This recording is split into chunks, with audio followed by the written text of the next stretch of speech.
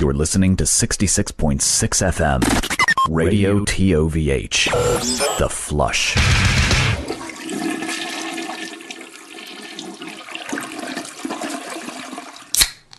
Oh yeah. Welcome back to another exciting episode of the Toilet Hell Radio Show, the first and only podcast to be hosted by three white guys. I'm Joe Thrash and Kill, and with me today, we don't have three white guys on this episode. It's a weird one. I've got my good friend, you may know him as Brennicide, and that's me. We also have it's a lady. We've got Kat Jones. How's it going, Kat? Pretty good. How are you guys doing? Oh, awesome. I can't wait to talk over you, to interrupt you. I am especially stoked to say the word actually to you about 4,000 times. Very stoked. Well, you're in luck because I am very used to it. What? Oh, I thought I was the only one. We can call this episode Mansplaining with Kat Jones. Oh my God, that sounds like my whole life. Can you just write my autobiography for me? Okay. Well, okay, I can. Thank you. Let's I guess we should explain things a little bit.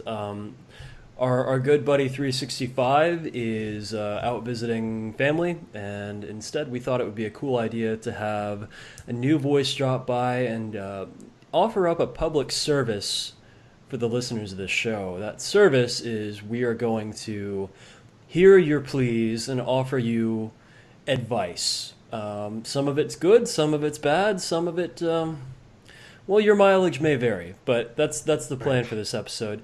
Kat, how about you give a brief introduction to folks out there that might not be familiar with you?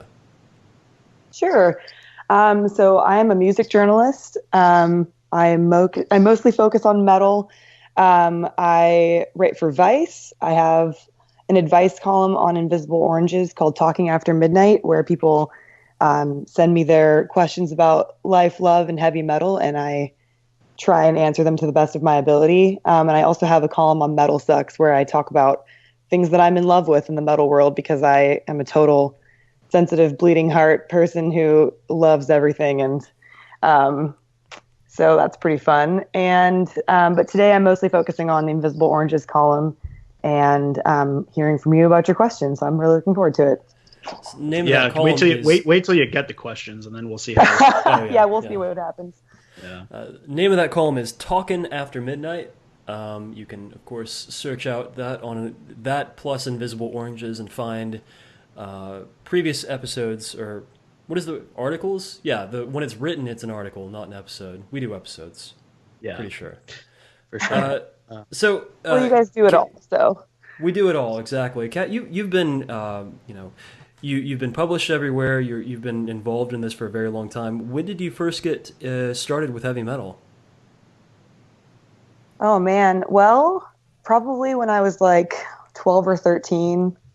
I was raised on classic rock and folk, and I'm an only child, so I spent a lot of time in the backseat of my parents' car on long road trips and stuff, and basically I would just obsess over whatever music they were playing. And that kind of led me down the path of heavier stuff, because the riffs were always really interesting to me. And even things like Crosby, Stills and Nash that they would play, like the intro to Ohio and stuff, I always found that to be really heavy emotionally. And the riff is such an important part of that song. And then, I just got heavier and heavier, and I'm from California, so bands like Caius were always really important to me. And I also listened to a ton of thrash and stuff when I was in high school. So, stoner rock and stoner metal were always my major loves, and I kind of stuck with that and started writing about that, and got a job with Metal Sucks when I was 22 or 23, and that kind of just launched it off, and been writing for Vice and various other people since then. And I kind of quit for a while to be a publicist. I was mostly a doom publicist for a while. Oh, really? I ran a PR firm called Southern Cross PR. I think I actually sent you guys a bunch of stuff back then. Southern Cross. I feel like that sticks out to me. Like I've gotten emails from you and I ignored them because I was a huge dick back in the day. That's what you do with publicists. You get like 1 million emails a day, and it's impossible to answer them all. But I think I remember you guys writing about the band Thorax, and I worked with them for like a very brief amount of time. Oh yeah, Thor anyway. -Axe. I remember that well. Yeah, I worked that's such a great name. Album. Yeah, they were amazing. So I think that's how I got introduced to Toilet of Hell, actually, was through being a publicist. But I quit doing that because I just realized that the marketing side of metal is, for the most part, not where my heart is, because I like to just sort of write, and I'm much more of a creative than a marketing person. And so I ended all of my campaigns with bands after they were done, and eventually went down to 1 or 2 clients and finished those up, and went back to writing about metal, and it's been really wonderful ever since. Hell yeah. I like it. So where did you kind of get this idea to start an advice column? Well, ever since I was a kid, it seems like all of my friends sort of treat me like I'm their therapist, which is honestly like one of my favorite things. I might playfully complain about it sometimes, but I have always just really liked listening to people and connecting with people. And so after having a million jobs in the metal world, like in addition to writing and being a publicist, I've also worked in a record store and booked shows and done promotional stuff and written bios for bands. And like all my friends are in metal bands, and I've traveled across the United States and Canada several times as a tour manager. And so I've seen a lot of weird stuff. And so I kind of had this idea to combine my love of helping people out with whatever problems they're going through with this like incredibly useless knowledge in every other regard in the metal world.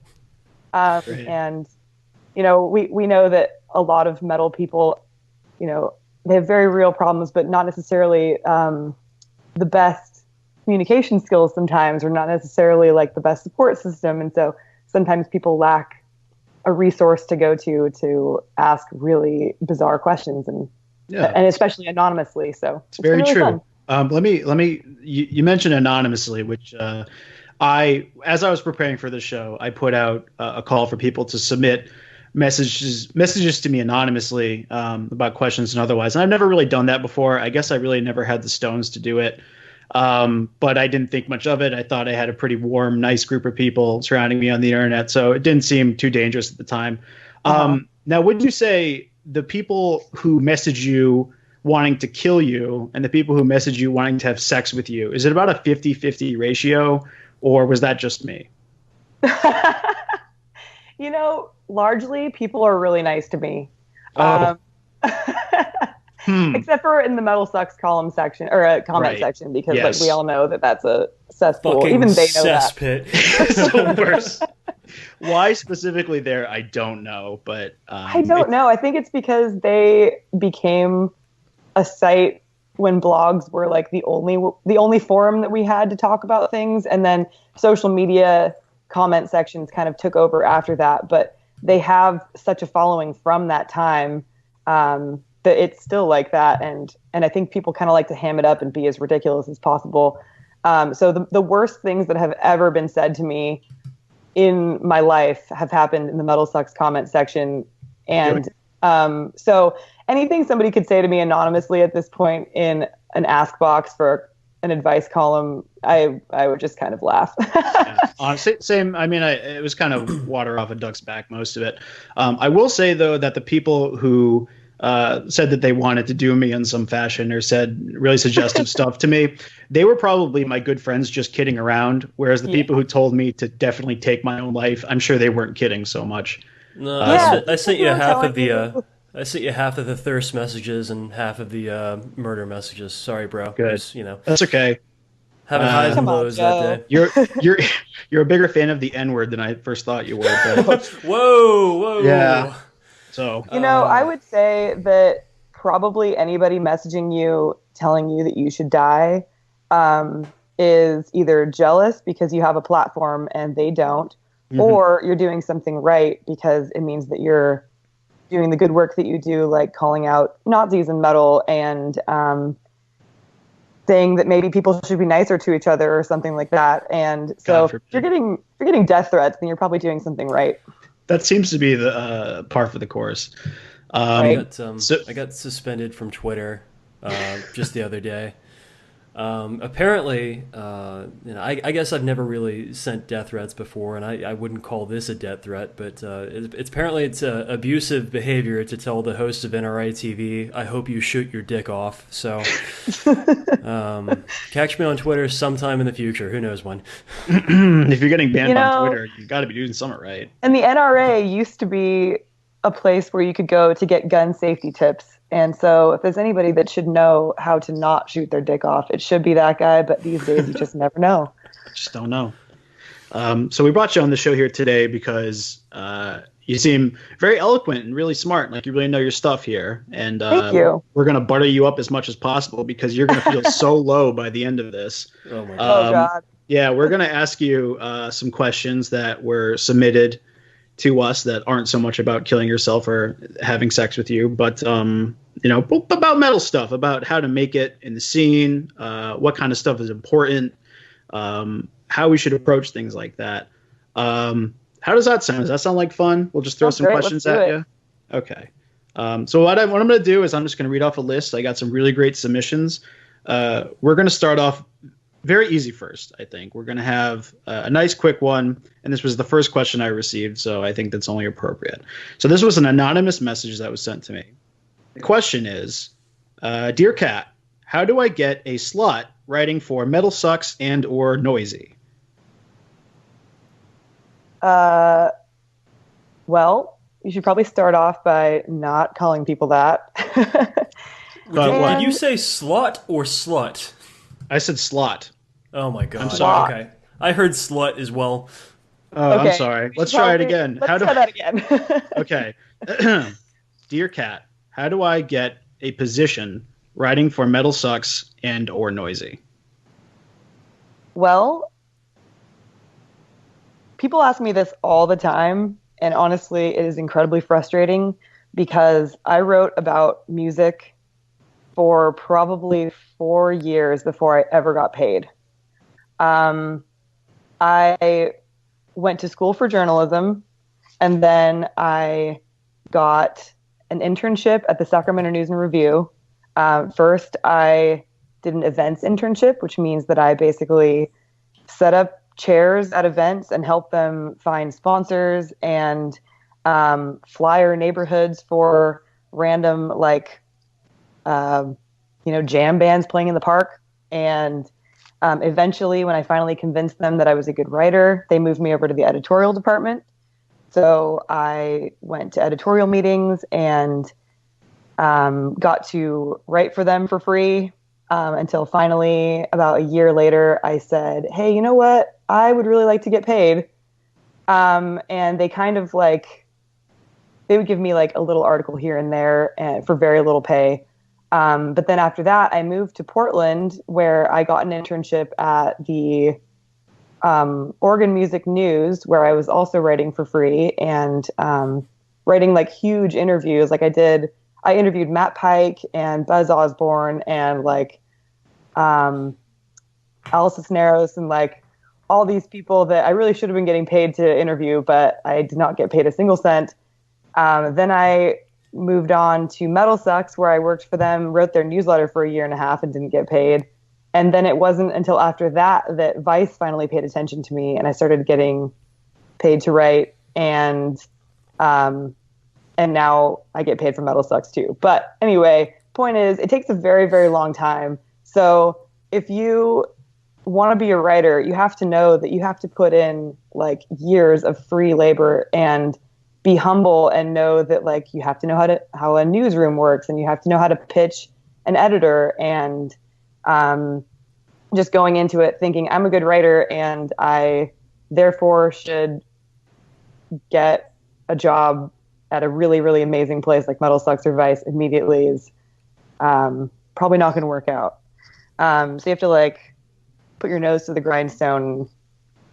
And if you want it, and if you're good, and if you're excited, and you genuinely love it, then eventually good things will happen. But it takes time. So Very what you're good saying answer. is this is a glamorous position with lots of Oh my money. God, yes. Yeah. I'm just rolling around in money at all times, Yeah. and people throwing themselves at me, and it's just like a glamorous rock star lifestyle. Don't you agree though that the pay was really getting the experience to talk to someone like Buzz Osborne? I mean, Yeah. how ungrateful of you, honestly. I mean, Jeez. honestly, in hindsight, it was really cool because so that interview ended up in a best rock writing book of like 2013. And I got him to talk about like Kurt Cobain and Courtney Love and like all this random stuff that I had never heard him talk about in an interview before. Wow. And I couldn't believe I got it on a record. Like it was so bizarre. First, I called him and he thought I was a telemarketer twice and hung up on me. And I thought that was hilarious because it was so like exactly what King Buzzo's personality seems like it would be. Like, fuck you, you're a telemarketer, and then hang up. And I'd call him back and be like, no, this is Kat Jones. I'm a writer for Oregon Music News. We have an interview scheduled for this morning at this time. Yeah. And then he ended up getting really comfortable with me and saying all those things. So even though it was just an internship and even though I was working my ass off for no money, it ended up being one of the coolest experiences of my life. And if I didn't have that experience in my back pocket, I would have no idea what I'm doing now. So I will say that interviewing musicians is a very particular skill set, and that anybody just starting off, like, well, you kind of just have to go in head first because you don't know what you're going to get out of anybody. Some of these dudes are, let's just say, extremely eccentric. yeah. One of my biggest dreams as an artist is to give a bad interview. Same. Oh my That's what God, I I'd tell love people. that. I would just love to be like, I was reading a Twitter thread where everybody was talking about how like the worst artists they've ever interviewed and why they were the worst interviews. And I was like, these people sound like they kick fucking ass. I want to be like that. I want to be a smug piece of crap to some bright-eyed young journalist just trying to make it. But yeah, I've had some experience kind of blogging and making my own blog and trying to do that. I went through Google AdSense as my way of just kind of doing the typical cost per click thing. Mm-hmm. And it took years for me to earn maybe like at the end of it, I probably got my best month was like $100 in a month, which was huge for me. I thought that was so amazing. But if you really wanted to try to do that for a living, I would have to do like 10 times that at the time at the least to even think about it. And even still, that would be like barely anything. That would be $12,000 for the whole year to get 10 times the money I was getting. So obviously that didn't work out. And I think I listened to a previous episode where you were saying that randomly you logged in and they told you that your account had fraudulent clicks on it or something because too many people were clicking on your ads. Yeah. Yeah. Just like, isn't that the point? Well, what had happened was, to get specific with it, I had done a Seth Putnam piece, and the advertisement that was on my page was for like a rape center help. Oh no! And yeah. So what had happened was all the pieces of shit who thought it was so funny that I did a Seth Putnam piece, and that because I mentioned how he would talk about how raping was funny.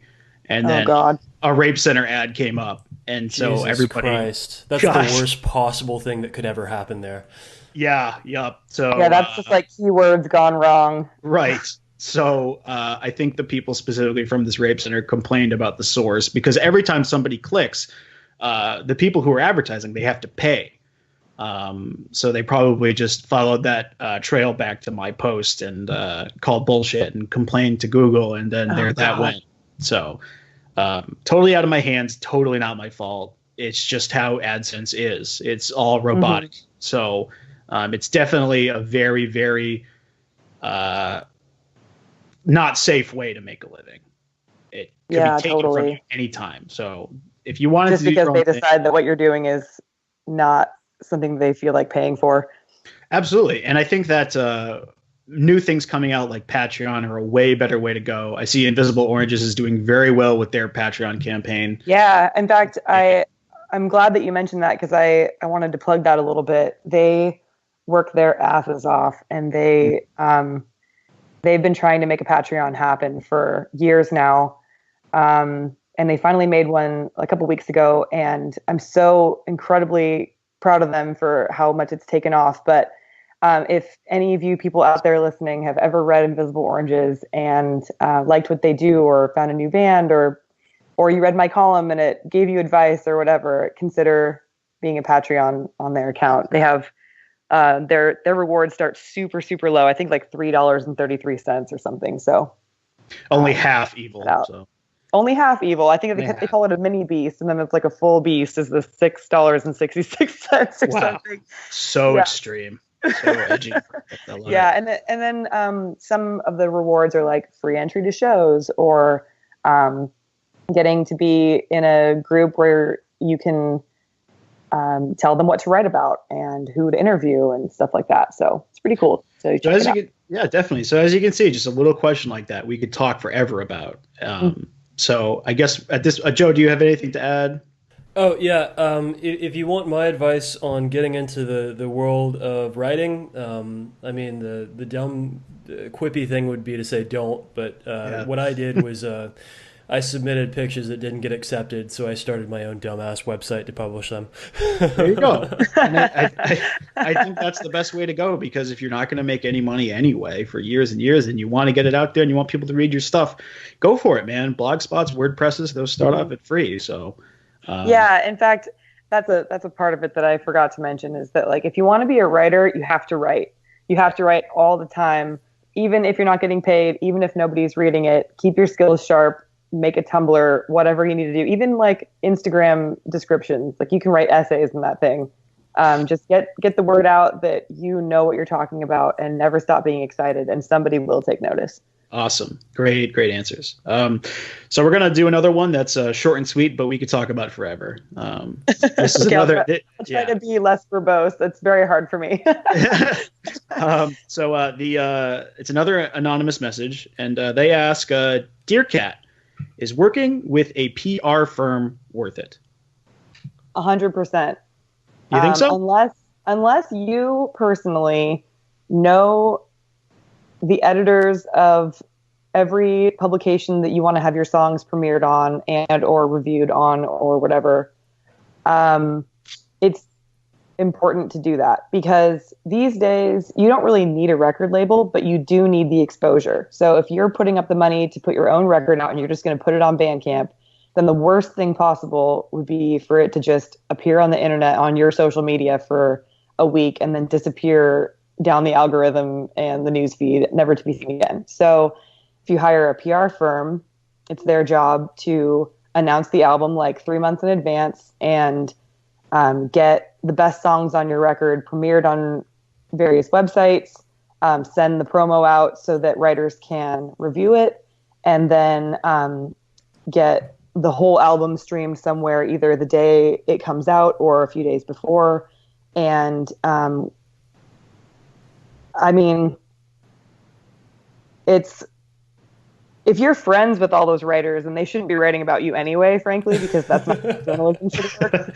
So it's better if you can just be an artist, like be your weird artist self and just make music, and make that the only thing you have to focus on. Hire somebody who knows what they're doing to get your music out there so that you don't have to worry about it, and you don't have to be the person harassing your friends all the time to come to shows or, listen to your record or whatever, because you're probably going to end up a lot less jaded if somebody else is doing that grunt work for you, and you can just focus on being an awesome artist. Yeah, it's tough to be an artist with many hats. Yeah, it really is, and you have to be these days.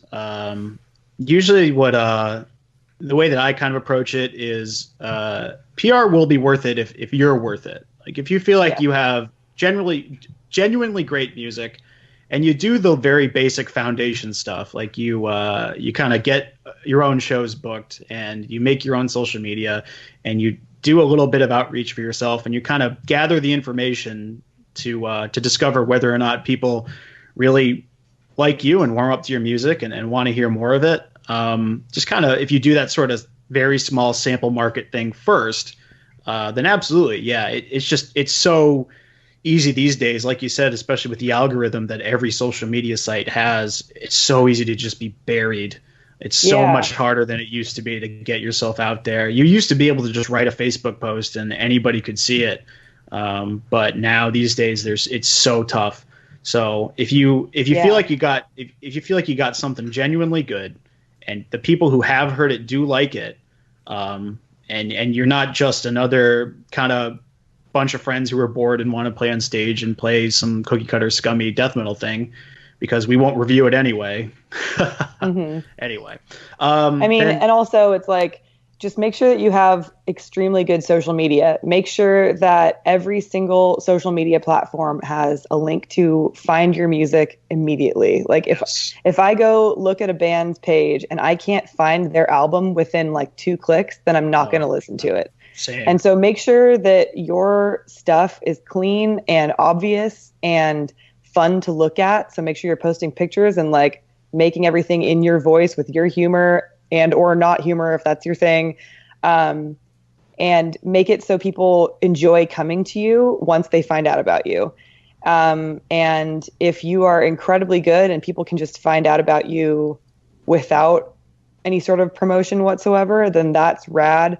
But chances are somebody who knows what they're doing, and who genuinely believes in you as a band, and honestly, any publicist worth their salt should not take on any bands that they don't personally love. Yes, very much so. And like, I don't know, there probably are some out there that just want to take your money, but for the most part, like the ones that really know what they're doing and the ones that you can see on their roster that they have like really good people that maybe even sound like you, and they already have the connections to the websites that will be best for your music to be premiered on. Totally. They will definitely do right by you if you pay the right amount of money and you still work really hard and make sure that your band is as good as it possibly can be. Yeah, I struggle to call it predatory, but I can't think of a better word for it. There will be PR firms that have a bit more of a predatory approach to getting clients. They will just go on Bandcamp, see whatever brand new band comes up, and sell you this overblown PR package and do minimal work for you. And a lot of bands will see that and they'll say, "Hey guys, we just got noticed by this PR firm, that thinks we're really." I got like 5 emails like that from 5 different places like that. We've threatened to do this. We've threatened to do this a million times, but one episode we will just name names of these folks that like will offer you a bloated package that costs way too much money and gets you really nothing. Yeah, for sure. We'll do it one of these days. We won't do it here because we got better things to do. Way better things to do. More to this point, though, I'd say that your own ability, your skill at your instrument, your songwriting, your production, that's a big piece of your success. The other piece, the essential piece to get bigger, is who you know. If you don't know anybody, you better know somebody. And so try to work with a reputable PR person that does know somebody and can get push your name out there. Because it's literally their job. So. Yeah. If you're trying to like network all the time, then people are going to notice that, maybe self-promotion is your main deal and they might start avoiding you. But if you pay somebody whose literal job it is to know people and send music to them so that they can put it on their websites, just let them do that. They're better at it than you are. They love doing it. It's their job. It's probably paying for their kids' college. Like just go with that. Yeah. I'll shout out my boy Curtis here. I'm definitely going to hit him up whenever I want to do new music because he does an excellent job and he takes his job very seriously. Yeah, so, he's awesome. He's really cool. Curtis Dewar PR. He's great. And I would approach. I wouldn't take any emails that are coming to you from PR unless it's a very reputable brand that you can recognize. Just because, like I said, you do have these sort of predatory PR companies that are looking to make the buck, and they don't care how good you are, and they'll do the email blast for you, and then they'll be done with you. But and I mean, like if you get a personal email, like in your actual email account from a publicist that that's saying, "Hey, I heard that you're putting out a record soon, and I would be honored if I could be the person doing press for you." then yeah, that's definitely worth listening to. Of But if you course. just get like a weird automated Bandcamp message from somebody who's just like searching the hashtags, ignore it. There you go. Very good. Great. Okay. Unless there's something else to add, I think we'll move on. No, man, give us a juicy one. This one's so juicy. This one, I got this question and it was just, oh my God, it's so like gabby and gossipy. I love it. I love it. Okay, this is another anonymous one for very good reason. But dear Kat, my significant other likes to go to metal shows with me. I just want to watch and enjoy the bands, but my significant other often ruins my good time. Drinking too much, I've missed sets dealing with it, getting mad at people in the crowd, talking during the bands, minor stuff, but still very annoying. I don't want to hurt my significant other's feelings, but is there any good way to stop this behavior or suggest that maybe they stay home? That's the question. Okay, well, my knee-jerk reaction to this question is if you are concerned about hurting your significant other's feelings by hiding very serious feelings that you have about a big part of your life, then you're going to have a way bigger problem down the line when it blows up, and Oh my God, they've never heard you bring this up before. So if you're having an issue where this person is ruining your time at metal shows, and or also sounds like just having a drinking problem in general, that's something that you need to communicate about and make sure that you listen to their side of the story too. Don't just accuse them, and make sure that you use I statements. Like I feel like every time I go to a show, I tend to have to take care of you when this happens instead of you always do this. But just make sure that your significant other knows that that's a really important part of your life, and they're an important part of your life too. And therefore you want to share those things in the same space, but some things are going to have to change if that's going to keep on happening, and those things are going to be able to coexist. Yeah, Good answer. Very good answer. I'm very mother hen. I'm like a finger waving like motherfucker did what? I'm that kind of friend. I get so upset at other people's significant others. So when I read this, I just got really angry and I felt really bad for this person. And my knee jerk reaction was like, okay, so let's be honest here. It's not I'm not a betting man, but I think it's a pretty safe wager that this person's just kind of an asshole in general. I mean, you don't just walk into a metal show and abracadabra, you suck. You know what I mean? It's like, I can't imagine that this person who is aggressive with strangers, which I thought was really concerning, gets that drunk in public at what I can assume is a legal drinking age. Like, that shit is so obnoxious. And you're afraid to approach about these sort of problems. I mean, girl or dude or whoever sent this in, it's like, wow. Like, I think I'm sure you love this person, and I'm sure there's lots of things about them that you can appreciate their company for, but you're going to need to have like a really hard, sobbing kind of long into the night fight to get through to this person. This isn't one of those things where you can dance around their feelings. This is like deeply rooted issue stuff. That seems like it might be maybe that's just the criminal Irish within you that thinks that's the right move here. Yeah.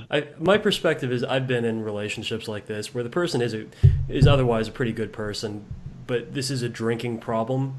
If you turn 180 from a nice person into a raging asshole when you're drunk, that means that you should not drink. And that's a difficult thing to broach for people, especially young people. If you're like in your early 20s, like you want to party and get trashed and shit. But if you're actively ruining the night of everyone around you, as a lot of young people do, because they don't know how to handle their alcohol, and they have, there's a pervasive alcohol problem within our culture. It really makes things difficult. So I think that you kind of have to put it as an ultimatum. Like, if you want to go out, you have to keep yourself at this level. If you can't keep yourself at this level, you need to maybe consider stopping it entirely. That's fair. Yeah, and the other thing is that, to be honest, shows are not for everybody. Crowds are really stressful, and there's people bumping into each other. There's people acting obnoxious. There's other people who are drunk. There are it's too hot, you get stepped on, you get beer spilled on you. Like, unless you're really enjoying yourself, you shouldn't be there. Because, I mean, I have a tendency to date very introverted people who don't like crowds. If there's like one overarching thing about my type, that has always been the case. And so this is something that I am very experienced with. And that is, if that person needs to have a ton of alcohol to be at a show, then chances are it's not really a relationship problem so much as this person needs to understand that maybe they're unhappy at shows and they're dealing with it in a way that is really not good. And so maybe just for some people, it's okay to listen to the record at home, or it's okay to find a quiet spot and go sit down. Like if there's like an upstairs part where there's seats, or hang out on the side and lean against a wall or something. Like, find a way to make shows work for you so that you're not triggered to like be aggressive with people or drink too much or whatever. And if it continues being a problem and metal is a really big part of your life and it continues to ruin this part of your life for you because you can't go out with them and have a good time, then maybe this person isn't right for you. Damn. Very good. I'd recommend addressing this sooner rather than later, because if you wait, your resentment for this action and this person is just going to grow. For sure. Yeah. That'll. And actually, I should add to that, full circle with what I was saying about me having experience with introverts, is that also if that person says, "Hey, I need to go for a walk," or "I need to go lean against a wall," or "I need to go sit in a chair," and you want to be up front, like headbanging and moshing and doing whatever, then you need to be okay with that person taking care of themselves and doing what they need to do, and don't expect them to be by your side at all times. Like, let them take care of themselves and find their own way to enjoy a show. Very good. I'm so big brother, man. I'm glad I don't have like a little sister or something, because I'll be like, what did he do? I'd be that guy in The Godfather, where he drags him in the street and just starts like wailing on him. Yeah, you're thinking of Sonny. Goodfellas. No, that's The Godfather. Sonny, we just watched it. My wife, it's her favorite movie. We just watched it this weekend, and the brother is abusive, and he finds out he hit his little sister, so he drags him out in the street. Yeah, piece of shit. Apparently, there's a lot of paternal violence in these gangster movies. What's the deal with that? What? Come on. It's funny. I'm Italian, and I have never seen any of those movies. I've never even seen Scarface. Like, I need to just spend a weekend like watching all of those gangster movies. It's such a cliche, but I love all that shit, man. Yeah, it's great. Scorsese films. I would start with The Godfather and work your way out, because that's kind of the pinnacle. And then Scorsese stuff, Casino and Goodfellas. Yeah, those are two of my favorites. I'm trying to work my way through The Sopranos right now. I'm on like season 3, so maybe I'll finish that first. There's like 10,000 hours of The Sopranos. That's such a commitment. But it's so good. All right. Well, we'll let you have that one. So that was a great answer. I'm glad we brought you on, because you're gooder at this than me. So I just say, break up. That's just me. With the clapping communication emojis. is everything, man. Yeah. I truly believe that every relationship problem can be solved with communication if you are motivated and willing to make the changes that are needed because that person's important to you. So if you have the good communication about it and then that person doesn't want to fix that problem, then it's time to break up. But, right. I learned at this age that you can't be afraid to fight. You can't be, and I mean, like, you can't be afraid to have the tough conversations. As long as it's a respectful, like, disagreement or whatever, and like you're not attacking that person, and not insulting them and not making them feel like they can't be heard or whatever. Like, be a good listener as well as being a good communicator. For sure, absolutely. So with that, I think we'll move on to our next one. Something that's not so hard. Maybe not so advicey, but a really good question, and I wanted to get your take on it. This comes from my good buddy Vincent. He's a writer for Nine Circles, and he asks, is it really a faux pas to wear a band's shirt to a show where you're going to see said band live? I actually answered this question in the last advice column I did, I think. Oh, really? And my answer was, no, I think that's a complete bullshit thing that people have just made up to make other people feel bad. No, if you're excited about a band and you want to wear their shirt to their show, like, I mean, the only faux pas that could possibly be, or the only thing that could possibly be said about you is that you're overexcited. And you know what? We need a little bit more overexcitement in metal. So my answer is no, but clearly I'm getting some disagreement here. So no. Let's go ahead and address this, because we've mentioned this movie on the show a number of times because it's hilarious. The film PCU. Jeremy Piven gives advice to a young Jon Favreau before he started directing Iron Man movies that you never wear a band's shirt to their show. Don't be that guy. For some reason, that's for a movie that's kind of been forgotten. That has had a pervasive moment in music culture. I think it's not a big deal. What I want to see more of, though, is bands wearing their own shirt on stage. Yeah. Totally. Or like in their promo photos or whatever. Yeah. No, my skin is crawling, you guys. No, I mean, listen, if you're going to wear your own band's shirt on stage or in your promo photos, or if you're the fan at the show wearing a shirt of the band that you're about to go see, then there's no way around it. You're going to look like a dingus. But if that is the biggest problem, like, if people are going to get mad at you for that and tell you that you shouldn't be there, then that's where I have a problem. Absolutely. Yeah. No, so you do whatever the hell you want. Right. And I agree with that. Really do what you want. Do what makes you happy. And I used to get I was just kidding. I was playing it up. I used to get very cringy about that stuff and judgy. But there's logistical reasons for why I guess I could say approve of that. And it's interesting you brought up the band wearing their own shirt, because that was actually a separate question that we now don't have to get to. So it's a twofer. It's a two for one special. Someone asked, is it okay for a band to wear their own shirt, or what we think about that? So this is a 2-for-1 special here. We'll hit both questions. Well, so the way I feel about that is that, of course, you're going to look like an idiot if you do that. Like, there's no way around it. However, I know a lot of bands who end up wearing their own shirts because they're broke and they have a whole box full of their own shirts. Right. And if the alternative is that you're not going to have a shirt to wear, then who cares? You know, Matt Pike, I guess.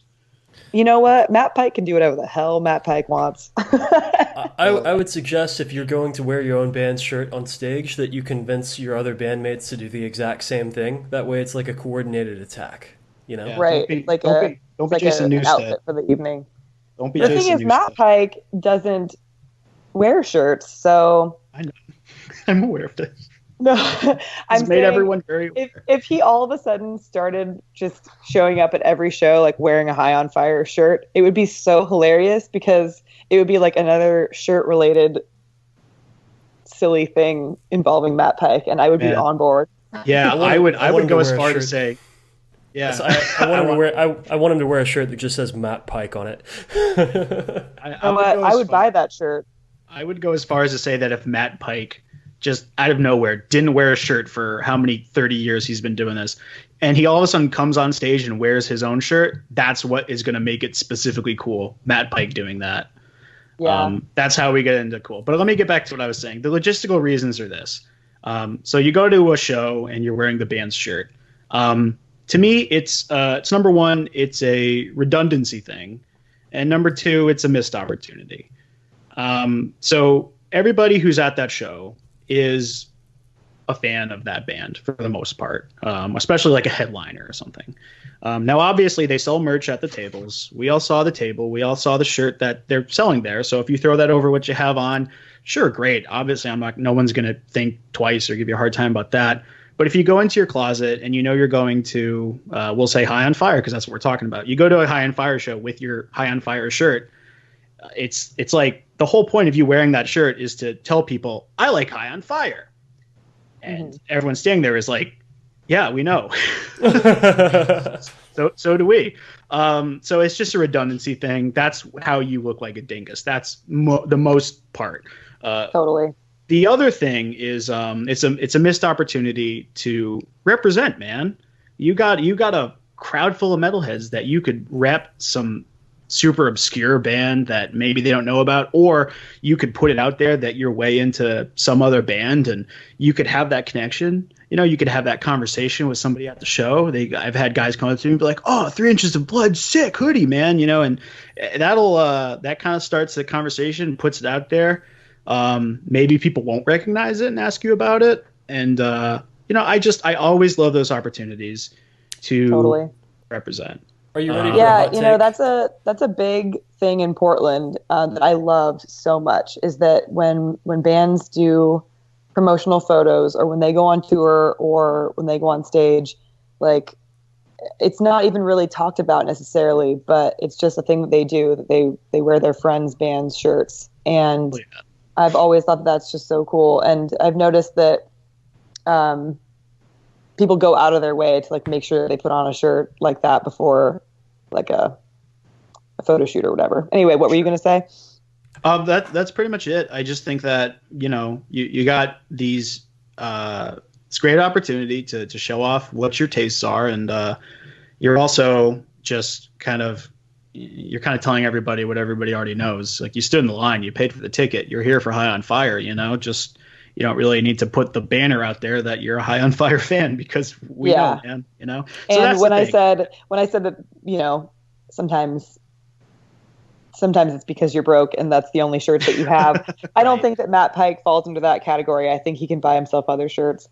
Yeah, and he could sell a couple amps maybe, and he'd be okay.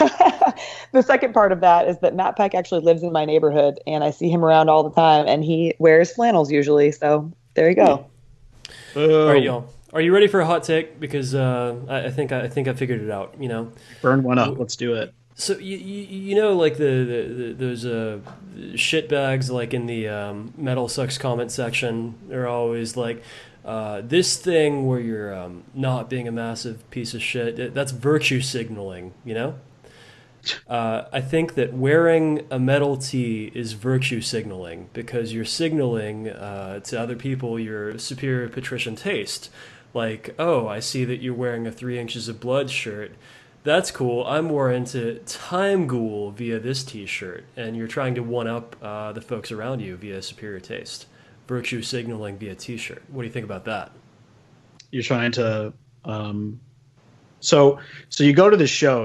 What you're saying is you go to the show that is not as good as the one that could be on your t-shirt? Right. I see. Okay. Very, very... It's a thing. I think that's I know that you're being mildly facetious here, but I think that virtue signaling is simply when you're saying, aren't I awesome because I don't treat women like shit? Or like, isn't our site awesome because we do this stuff that is so great? Whereas like just wearing a shirt that you paid money for because you like a band, I think that's just saying, hey, I supported this band, or like, here's a cool band I like, you should like it too. I feel like equating those things would be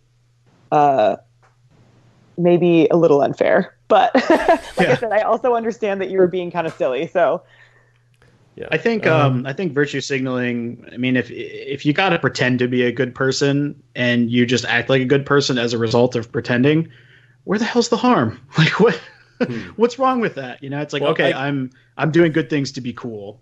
Okay, well, that's pretty cool of you. So keep it up. I like that. That's a good idea. Yeah. So that's my super hot take. Let's move away from shirts, because apparently I have like 4 questions about shirts. So I'm gonna work on that. But shirts are a big deal, man. I guess so. Yeah. Serious business. You said it wear yourself, one or like, not. This is the product that you sell in music now. Like, you're not necessarily selling a CD. You're selling a live performance or a T-shirt, or if you've got the dough to put up for it, vinyl. Yeah. A lot of bands will quip that they're traveling T-shirt salesmen. That's really their job. That's hilarious and so true. So make good shirts, guys. That's make the good shirts first, and then make music. Yeah, and while we're on the topic, don't just make shirts. Make other things. Make belt buckles. Make flasks. Make shot glasses. Make flags. Make I was just saying the other day on Twitter that I think it would be really hilarious if bands made postcards of their show posters, and you could like buy a postcard and like send it to your friend and like write about the show. It would be the dorkiest thing ever, and it would be so awesome, and it would be a great way to make like $2, you know. Yeah, and it's cheap to do. Yeah. So anyway, shirts are important, but also make sure that you have good merch in general, because if people like your band and you have cool stuff, they will desperately want to give you their money. Just let them. Let's move back to kind of promotional questions, stuff like that. This comes from a young lady. We mutually follow each other on Twitter. Her name is Krista, and I believe she's the lead singer from a band called Dialith, which I haven't had the chance to check out, Krista, but I certainly will. And here's a little shout out for you, and it's going to be funny based on the question that you're asking. What's the best way to get an album /EP/music video noticed?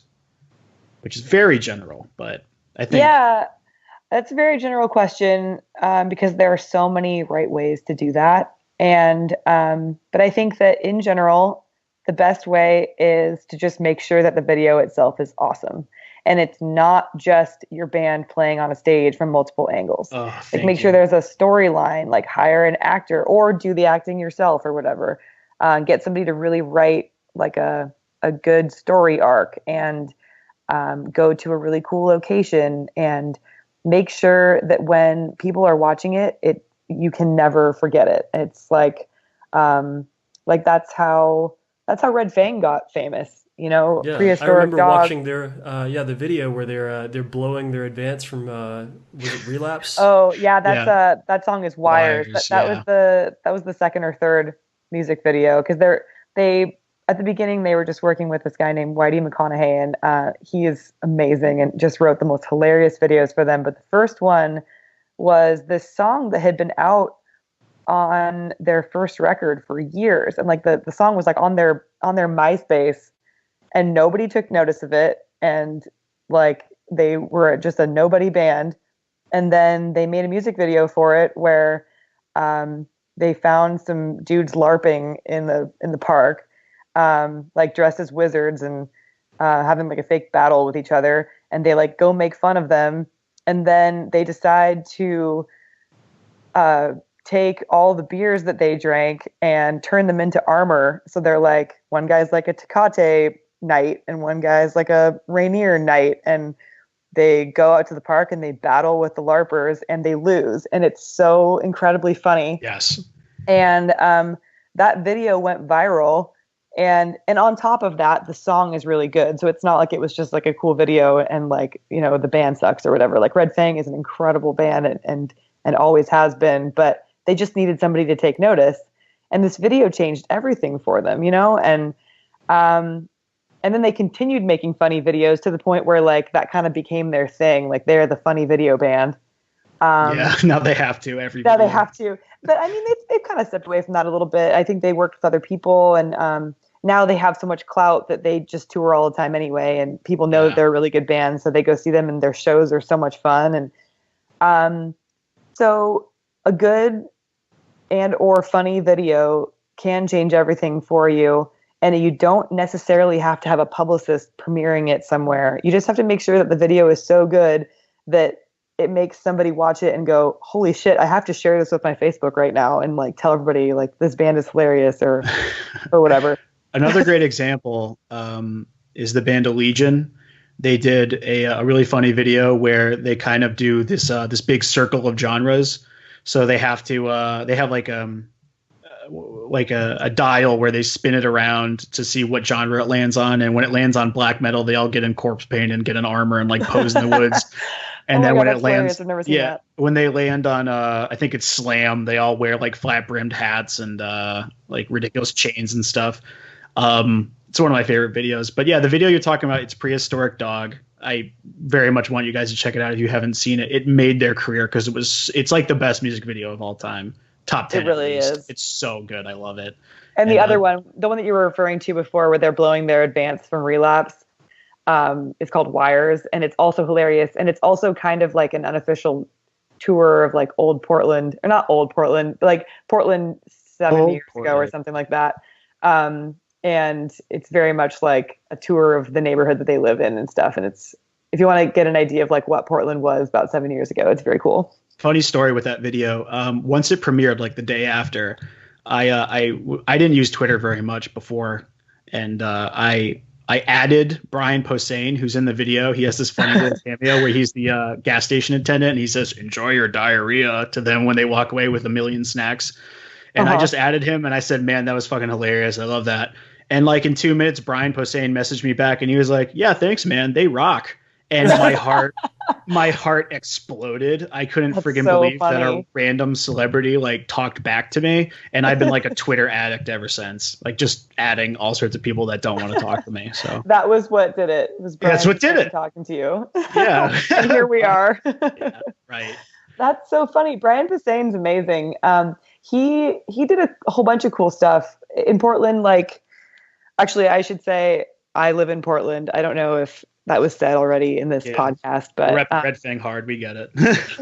Well, I mean, I was a fan of them before I even moved to Portland, but they were before they were popular. I first watched. No, I'm not saying because before they're popular. I'm just saying that video went viral when I still lived in Sacramento. Before I moved. Anyway, point is, Brian Posehn. One time he did a show where, he did a comedy show at this local bar that used to be owned by Relapse, and they had Sons of Huns open for him. So it was like a rock show, but then the comedian came on. In addition to that, he also teamed up with this sandwich shop that my friends used to own called Big Ass Sandwiches. It was like a food cart in Portland that eventually they moved into a brick and mortar shop, and then they ended up closing down. But for a while, they teamed up with Brian Posehn, and they made a Pantera themed sandwich that was called the Vulgar Display of Porkage. Porkage. It was really, really funny. So like it was in like the Pantera font and everything. And he basically just like showed up at their cart one day and was like, can I make a sandwich with you guys? And they're like, fuck yeah, you can. So he's really cool, and he's a huge supporter of like the little guy, both in metal and sandwiches. And he's rad. Speaking of metal sandwiches and Pantera, I still call it like Pantera bread every time we go, and it's funny to nobody except me, but I always call it Pantera bread. Yeah, whoever made that logo had a really good idea, and that's really funny. Been rocking with it ever since. I think Kat's right on. I think you should do something that's original and set yourself out, specifically with a music video. Since that's what you're thinking of doing, since you added music video in the question here, I think that would be a great focus, is make a really, really great video, because video is it's the future, man. YouTube, come on, make sense. Yeah, and whether it's funny or poignant or just really good. I mean, there is no one right way to do a music video, and it doesn't have to be hokey and funny in order to be good. But just make it interesting and unforgettable so that people will never forget the name of your band. Sure. Go ahead, Joe. Let me just throw this out there. Making a video that's worth watching. I'm not talking about a fucking lyric video, because nobody wants to watch those. Please, no more. It will cost you money, and it will cost a lot of time, and you need to work with somebody who has some experience in making videos. Because you can check Toilet of Hell every Monday afternoon at 3 p.m. Central Standard Time to watch examples of videos that did not spend a lot of time and money and care into making their videos. It's called Video Breakdown, and if you're not careful, you'll end up as a GIF that Jordan makes of you. He's brutal. I mean, there is a chance that you could be so bad at this that you inadvertently create the room of music videos. But again, it's once in a generational talent of bad is unlikely. So the most likely result is just some green screen nonsense. There's a lot of people in your neighborhood that probably have went to school for videography or do it in their part time. Talk to them. Don't try to do it yourself. What you got to do is you got to get an abandoned warehouse. You got to get two dudes with hair longer than the rest of their bodies. They just got to hold their Jacksons at their waist, and they just swing their hair crouched over. And then you just got to make invisible oranges like claws at the camera, and the drummer will be doing his drummer thing with hair that doesn't match anybody else's, and he's wearing a hat because he doesn't give a shit, because he's the only drummer in town. He can do what he wants, right? And then that's your video. put it out there. It'll be great. I really like your point about how drummers tend to be like the only one in like 20 bands because there's like Yes. never enough of them. Never. I started drumming specifically because I knew that at like the age of 13, and I quit because I was 13 and I had no discipline. But But at least the motivation was there. yeah, the correct motivation, which was I wanted to be popular and loved by people. I didn't want to make good music, so that's still true. That's still exactly how I feel these days. Can I give a hot take really fast? Please, yes.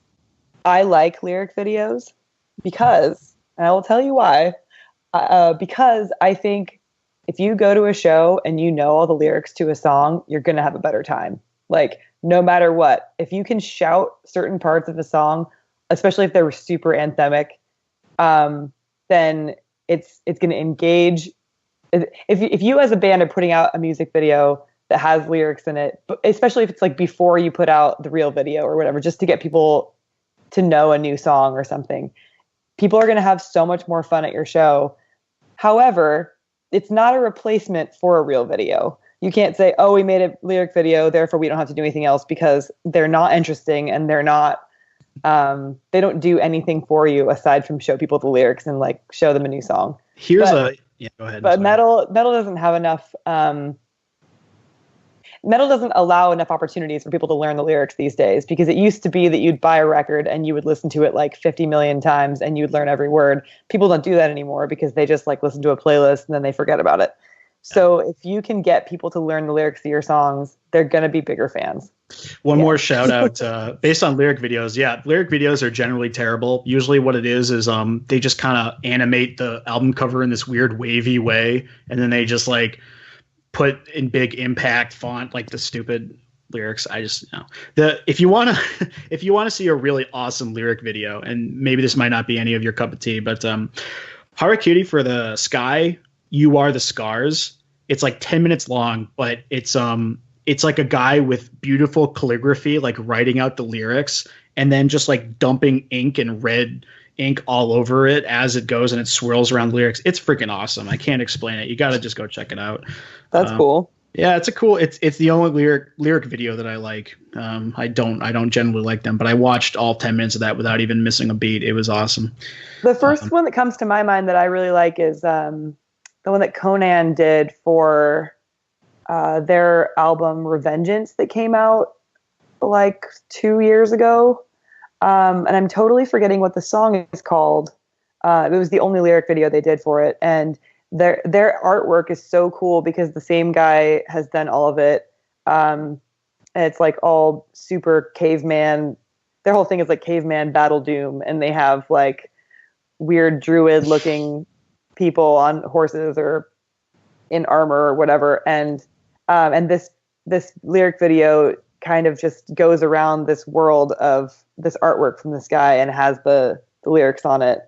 And it's also not very long. For a Doom song, it's not a very long song, so it's not like you have to sit there forever and read it all. But I just looked it up. It's just Revengeance. It's the title track.